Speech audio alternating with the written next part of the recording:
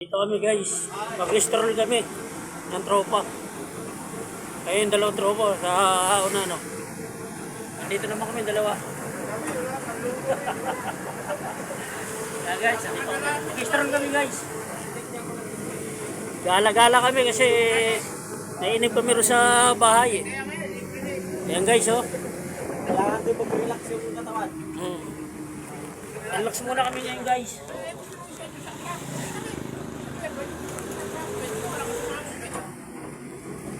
Ayan guys oh. Mag-relax muna kami ng apat. Medyo pagod na sa trabaho. Ayan oh.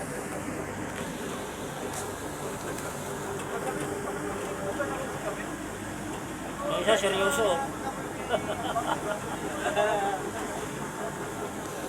Na guys.